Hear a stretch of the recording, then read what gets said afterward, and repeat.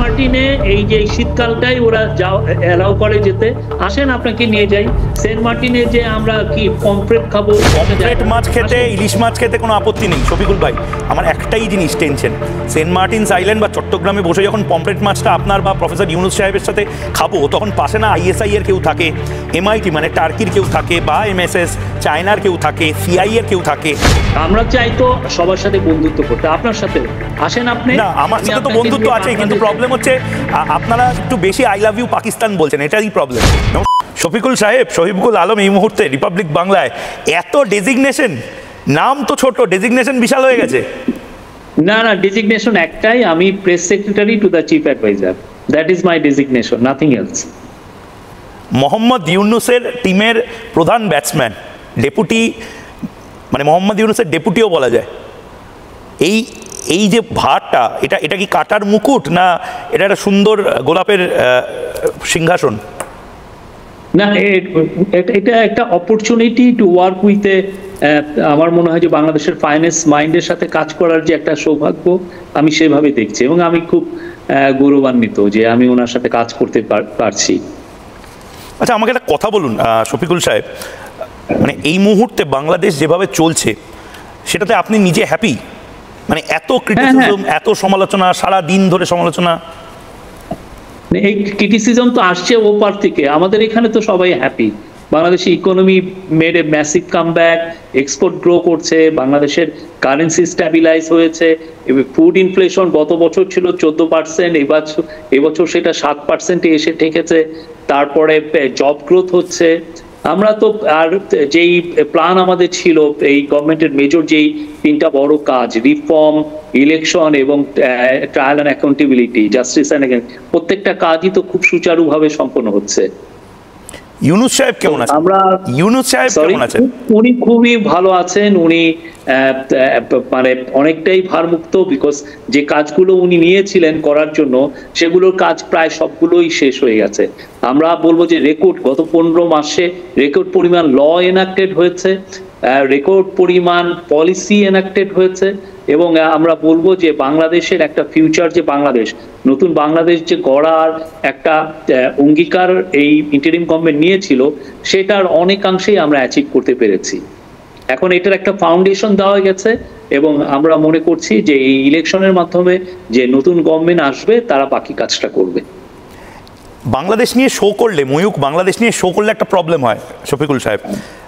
আমি যখন আওয়ামী লীগের কাউকে বসাই তখন আপনাদের সমস্যা হয়, আর আজ আপনি যখন ন্যাশনাল টেলিভিশনে বসেছেন আমাদের গ্লোবাল ব্রডকাস্টের অংশ হিসেবে, তখন অনেক আওয়ামী লীগের বা অন্যান্য একদম পদাধিকারী যারা রয়েছেন বিভিন্ন দেশে ছড়িয়ে ছিটিয়ে, তারা আপনাকে বারবার বলছেন যে আপনি কেন, ওয়াই শফিকুল আলম? ওনাকে নাকি ডাস্টবিন শফিকুল বলা হয় এখন। উনি অত্যন্ত অভদ্র, অসভ্য একটা মানুষ। এটার কারণ হচ্ছে যে ওরা তো চুরি চামারি করে সব বাইরে চলে গেছে, এখন টাকা ওরা বার্ন করছে। আপনি বুঝেন, $234 বিলিয়ন ওরা চুরি করে নিয়ে গেছে। এটা it's according to a study by a panel of economist. এমন না, এর মধ্যে এটা লিড করেছেন ডক্টর দেবপ্রিয় ভট্টাচার্য। তো এই টাকাগুলো ওরা এখন বার্ন করছে। ওরা আমাকে এটা বলার কারণ হচ্ছে ওদের যে ম্যাস মার্ডারার যে লিডার, তাকে নিয়ে একটা ডাস্টবিন করা হয়েছিল, আমি সেখানে ময়লা ফেলেছিলাম এটা, এবং এরপরে যেটা হচ্ছে সারা বাংলাদেশ ব্যাপী সবাই এই শেখ হাসিনার ডাস্টবিনে ময়লা ফেলেছে। সে যে একটা খুনি, সে যে একটা ভয়ঙ্কর রকমের খুনি, তার প্রতি যে একটা অনাস্থা, সেটা একটা তারা এই ডাস্টবিনে ময়লা ফেলে এটা জানিয়েছে। আপনি তো একটা সময় সাংবাদিক ছিলেন, তো সাংবাদিক হিসেবে আমি এবার একটু একটু করে মানে সাংবাদিক সুলভ আচরণ এবার করি। সাংবাদিক হিসেবে আপনি গোটা ভারতীয় মিডিয়া, পশ্চিমী মিডিয়াকে বুটলিকার বলে দিলেন, গালিগালাজ করে দিলেন।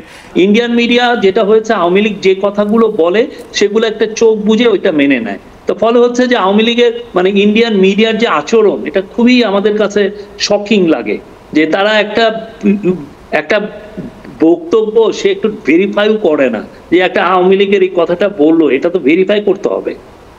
না, আওয়ামী লীগের কথায় কেন, আমাকে একটা কথা বলুন না। এই যে সবচেয়ে বেশি বিতর্ক যেটা নিয়ে হচ্ছে, আমি লাগাতার এটা নিয়ে নিজেও সরব হয়েছি, এই চট্টগ্রাম, এটা আপনাদের দখলে আর নেই, গোটা পৃথিবীর যারা জিওপলিটিক্যাল এক্সপার্ট তারা বলছেন আপনারা বিদেশিদের বিক্রি করে দিয়েছেন। চট্টগ্রামে আপনারা আইএসআই, এমআইটি, এমএসএ, সিআইএ অর্থাৎ পাকিস্তানের গুপ্তচর সংস্থা, টার্কির গুপ্তচর সংস্থা, চাইনিজ গুপ্তচর সংস্থা এবং আমেরিকান গুপ্তচর সংস্থা, এতগুলো গুপ্তচর সংস্থাকে মোটামুটি জামাই আদর করছেন শফিকুল দা। এর থেকে ময়ূক রঞ্জন ঘোষকে জামাই আদর করলে দুজনে ভালো বন্ধু হিসাবে থাকতে পারতাম। আপনারা এই সমস্ত জিনিসও বোধহয় আপনাদের কোনো গুপ্তচর সংস্থা এই নিউজগুলো আপনাদেরকে প্ল্যান করেছে, আপনারা এটা করছেন। আমি আপনাকে ইনভাইট করব, এসে চট্টগ্রামে দেখে যান আমাদের চট্টগ্রামটা কেমন আছে। Chittagong is a booming city, খুবই থ্রাইভিং সিটি। আমরা জাস্ট এই যেদিন শেখ হাসিনার ভার্ডিক্টটা অ্যানাউন্স হলো সেই দিন একটা ডেনিশ কোম্পানি, পৃথিবীর one of the largest port operators, তারা চিটাগাংয়ের লালদিয়া যে টার্মিনালটা সেটার একটা চুক্তি সই করলো যে ওটাকে ডেভেলপ করবে এবং এটাকে ওয়ান অফ দ্য ওয়ার্ল্ডের বেস্ট টার্মিনাল হিসেবে বানাবে। এটা ডেনিশ কোম্পানি, খুবই এই ডেনিশ কোম্পানিটা ওয়ার্ল্ডের 20টা টপ টার্মিনালের মধ্যে 10টাই ওরা অপারেট করে। তো আমরা যে কাজগুলো করছি এটা it's a stepping stone for a like a booming Bangladesh. বাংলাদেশের ম্যানুফ্যাকচারিং এর রেভলিউশনের কথা চট্টগ্রামে আমেরিকান আর্মি কি করছে, যে ভিজুয়ালস গুলো আমরা দেখাচ্ছিলাম শফিকুল সাহেব, American army, American air force বানিয়ে আপনারাই দেখান। আমেরিকান আর্মি তো এসছে, আমেরিকান এয়ার ফোর্স এসছে। আমরা প্রতিদিন আপনাদের নিউজগুলোর ফ্যাক্ট চেক করে দেই। এত ভয়ঙ্কর রকমের মিথ্যা নিউজ আপনাদের এখানে আসে, কোনটা মিথ্যে আপনি বলুন না। রিপাবলিক বাংলা, এটা মানে আনবিলিভেবল। এটা কি ধরনের কোনটা মিথ্যে, মিথ্যেটা কোনটা? চট্টগ্রামটা আমাদের কমার্শিয়াল ক্যাপিটাল, খুবই ভালো আছে। সবার সাথে আমাদের খুব ভালো সম্পর্ক। আপনারা এই সমস্ত গাঁজাখুরি গল্পগুলো কোথা থেকে পান আল্লাহই জানে। না না, আমি তো ছবি দেখাচ্ছি। আরে ময়ূকের সেনাবাহিনী তো ওখানে ড্রিল করছিল না? র্যাডিসন হোটেল চট্টগ্রামে, বিভিন্ন হোটেলে কেন মক ড্রিল হচ্ছে? এটা আমরা হতেই পারে, এটা কি এমন মক ড্রিল হচ্ছে? ঠিক, মানে হচ্ছে তো কিছু একটা হচ্ছে। কি হচ্ছে? আপনারা আপনাদের দেশে কি ড্রিলিং করেন না? আপনারা কি বাইরে? না, আমরা আমেরিকানদের সাথে অকারণে কেন ড্রিলিং? ধরে নিন শিলিগুড়িতে, মানে আমরা আমাদের যারা ফ্রেন্ড আমরা সবার সাথে ড্রিল করব, এটা আমাদের একদম সভেন রাইট, আমরা যার সাথে ড্রিল করব। আচ্ছা আচ্ছা, আপনি কি পাকিস্তানে রিসেন্টলি ঘুরে এসেছেন বা যাওয়ার প্ল্যান আছে? আপনাদের উপদেষ্টারা যাচ্ছে কিন্তু। আমি ঘুরে আসি নাই, বাট আমি যখন এই গভর্নমেন্ট থেকে আমরা ফেব্রুয়ারি ইলেকশনের পরে কোন একটা সময় আমি পাকিস্তানে ঘোরার ইচ্ছা আছে, এটা 2-3 বছর পরে, এখন না। এটা নিয়ে আপনাদের মানে গায়ে চিরবির করছে না? পাকিস্তান পন্থী হয়ে যাচ্ছেন আপনারা? পাকিস্তান পন্থী হচ্ছি কোথায়? আমরা আমাদের পন্থী হচ্ছি। আমার যার সাথে ফ্রেন্ডশিপ করার দরকার হচ্ছে আমরা সবার সাথে ফ্রেন্ডশিপ করছি। আমরা ইন্ডিয়ার সাথে ফ্রেন্ডশিপ করছি, শ্রীলঙ্কার সাথে করছি, কিন্তু আই লাভ ইউ পাকিস্তান একটু বেশি এখন এই মুহূর্তে বলছেন। আই লাভ ইউ পাকিস্তান একটু বেশি বলছেন আপনারা। মোহাম্মদ ইউনূস সাহেব এবং শফিকুল সাহেব দুজনেই বলছেন ফ্রেন্ডশিপ করব, এটা ভেরি মাচ আমার রাইটস। না না, যারা আপনাদের হিউম্যান রাইটস এরকম ভাবে ভায়োলেট করলো তাদের এতটা রাইট দেখাবেন আপনারা? হিউম্যান রাইটস তো অনেকভাবেই ভায়োলেটেড হয়। ওই সময় যেটা হয়েছে আমরা সেটার প্রতিবাদ করেছি, আমরা যুদ্ধ করেছি, আমরা আছি। তো আমরা 50 বছর আগে 1941 সালে তো ফ্রান্সকেও তো জার্মানি দখল করে নিয়েছিল, তো তারা ফ্রেন্ডশিপ করেনি? কি বলেন আপনি এগুলো? জাপান আমেরিকা দখল করে নেয়নি, কিন্তু জাপানের গ্রোথ করলো কারা? যে আমেরিকায় আবার জাপানকে গ্রোথে সাহায্য করেছে। পৃথিবীতে তো ইটার্নাল এনিমি, ইটার্নাল বন্ধু বলে কিছু নাই। আপনি আজকে আমার বন্ধু আছেন, কালকে আমার শত্রু হতে পারে, এটা তো হচ্ছেই আমাদের আশেপাশে। আমি তো 1000টা উদাহরণ এরকম দিতে পারি। সেটা কি ভারতকে আপনারা ইটার্নাল ফ্রেন্ড থেকে ইটার্নাল এনিমি বানানোর পথে আপনারা কি নিজেরাই নিয়ে যেতে চাইছেন? আমরা ইন্ডিয়ার সাথে খুব ভালো বন্ধুত্ব চাই, বাট এইটা ন্যায্যতার মধ্যে হতে হবে, সমতার হতে হবে, এটা মর্যাদাপূর্ণ হতে হবে। আমার মর্যাদাকে আপনি অনার করবেন, আমি আপনার মর্যাদাকে অনার করব। আমি ইন্ডিয়ার সাথে আমাদের একটা লিঙ্গুইস্টিক, আমাদের হিস্টোরিক্যাল, আমাদের জিওগ্রাফিক্যাল, আমাদের কালচারাল একটা খুব ডিপ একটা সম্পর্ক আছে। আমরা সেটাকে অনার করি এবং আমরা চাই, আমাদের চিফ অ্যাডভাইজারও বারবার বলেছেন ইন্ডিয়ার সাথে আমরা বেস্ট অফ রিলেশনশিপ চাই, কিন্তু অবশ্যই সেটা তো একটা মর্যাদাপূর্ণ হতে হবে। শেখ হাসিনা বলেছেন যে এই রায়দানটা একটা ক্যাঙ্গারু কোট করেছে, এটা ভুয়ো একটি কোট করেছে।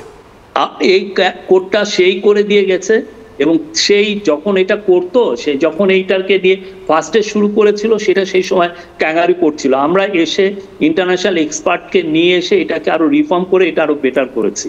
এবং তার এগেনস্টে যে ভার্ডিক্টটা হয়েছে এটা ইন্টারন্যাশনাল যে কোনো কোর্টে একই সেম ভার্ডিক্টটাই হতো, যে তাকে যে মৃত্যুদণ্ড দেওয়া হয়েছে এটা যে কোনো কোর্টে হতো।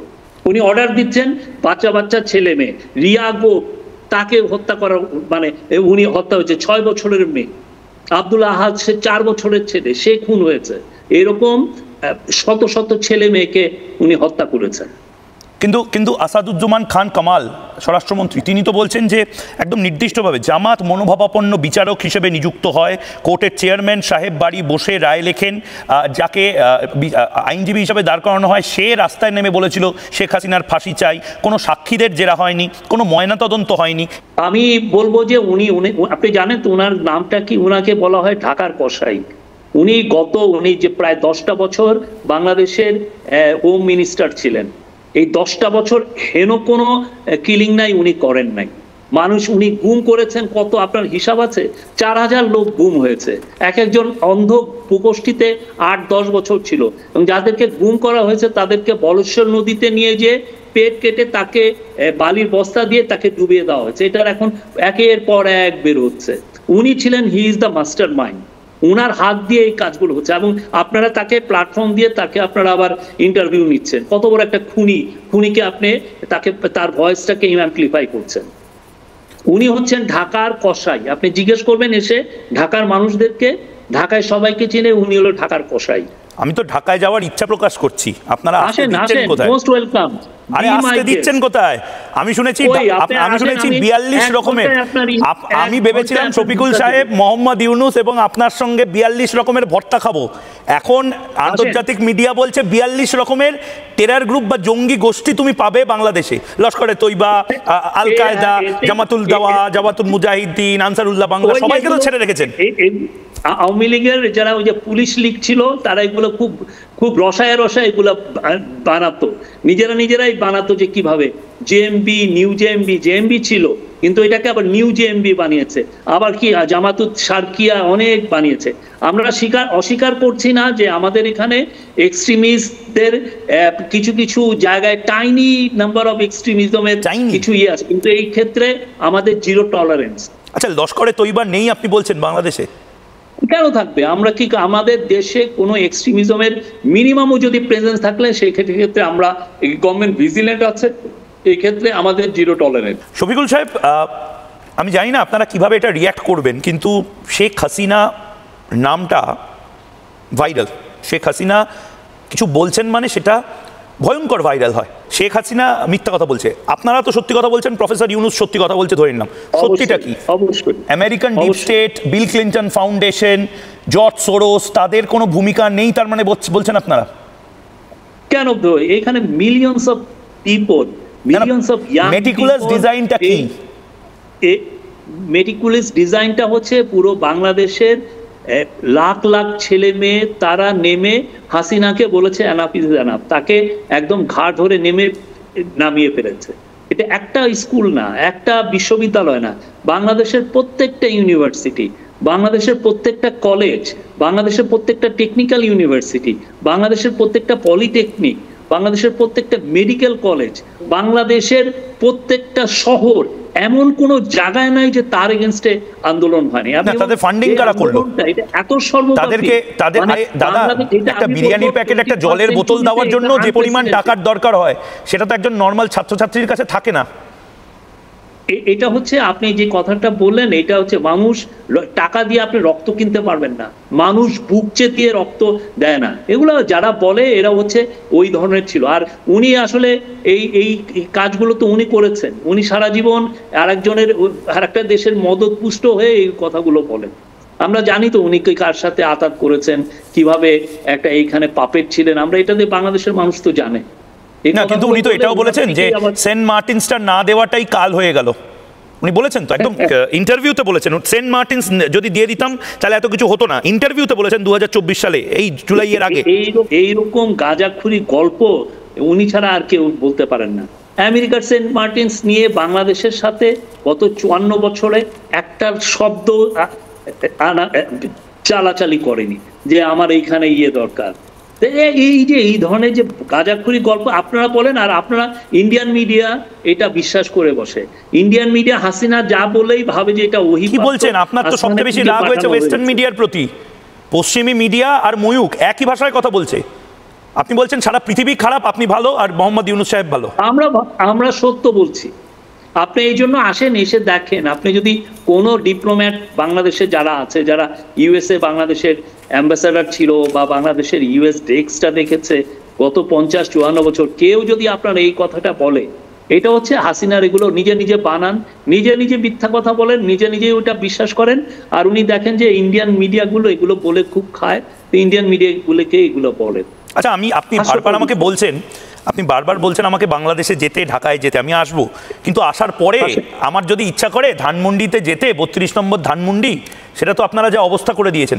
আমার যদি এখন ইচ্ছা করে রাজু ভাস্কর্যের সামনে যেতে, আপনারা তো যেভাবে ভেঙে চুরে একাকার করেছেন। আমার যদি ইচ্ছা করে ইস্টার্ন কমান্ড ইন্ডিয়ান আর্মির যে ভূমিকা ছিল, সেই ভূমিকাটা দেখার জন্য যে মিউজিয়াম, সেই মিউজিয়ামে যেতে, ইন্দিরা গান্ধীর যে ফাউন্ডেশন সেটাই যেতে, 71-এর কিছু সিনেমা বা বই পড়তে, সেগুলো তো সব জ্বালিয়ে পুড়িয়ে একাকার করে রেখেছেন। আপনারা তো রিস্টোর করছেন না এগুলো। মুক্তিযুদ্ধের মিউজিয়ামও আছে, রাজু ভাস্কর্যও আছে, আর 32 যে ভাঙচুর হয়েছে এটার কারণটাও হচ্ছে হাসিনা। কি বলছেন? 32 নম্বর ধানমন্ডি ভাঙচুর হয়েছে, পুলিশ দাঁড়িয়ে দাঁড়িয়ে দেখেছে। 32 নম্বর ধানমন্ডি ভাঙচুরের সময় চিৎকার করে ওখানকার কিছু দুষ্কৃতী, কিছু ছেলে মেয়ে, তারা চিৎকার করে বলছে, ময়ূক দেখে যা, 32 ধানমন্ডি আর নাই। উল্লাস হয়েছে। 32টা যারা ভেঙেছে তাদের পুরো অ্যাঙ্গারটা ছিল হাসিনার প্রতি। হাসিনা তাদের ছেলে মেয়েদেরকে খুন করেছে, হাসিনা তাদের পা জখম করেছে, তাদের হাত কেটে দিয়েছে, তাদেরকে ভাই বোনদেরকে গুম করেছে, 4000-এর মতো লোক গুম হয়েছে। বিএনপির 60 লক্ষ লোকের এগেনস্টে কেস হয়েছে। আপনি বাংলাদেশের এমন কোনো গ্রাম পাবেন না, বাংলাদেশের 90,000 গ্রাম আছে, এমন কোনো গ্রাম পাবেন না যেখানে বিএনপি আর জামাতের লোকগুলোকে জেল খাটে নেই এই হাসিনার এই ফেক কেসের কারণে। না, কিন্তু যাদেরকে, যে সন্ত্রাসবাদীরা জেলে ছিল শফিকুল সাহেব, তাদেরকেও তো আপনারা বের করে দিয়েছেন। টাইমস পর্যন্ত রিপোর্ট করেছে এটা। একদম আমরা এটা, আপনি এসেন, ওরা একদম পুরো যে লিগাল দলিলগুলো ওদের হেডকোয়ার্টারে রেখে দিয়েছে, আপনি দেখবেন। কোন দেশের 60 লক্ষ মানে বুঝেন আপনি, একটা দেশের মেল পপুলেশনের প্রায় 10% লোককে সে কেস দিয়ে রেখেছে। কি ভয়াবহ! আপনারা এটা চোখে আপনারা দেখেননি, সে যে কি ভয়াবহ একটা ডিক্টেটরশিপ, অটোক্রেসি চালিয়েছে। আর এখন এসে তাকে যেই ফাঁসি দেওয়া হচ্ছে সেটা দিয়ে ইন্ডিয়ান মিডিয়া মায়া কান্না কাঁদছে। না, মায়া কান্নার কিছু নেই। আমি শুধু একটাই কথা বলছি, যদি এতই খারাপ, এতই ভিলেন হয় আওয়ামী লীগ বা শেখ হাসিনা, এতই পচা, এতই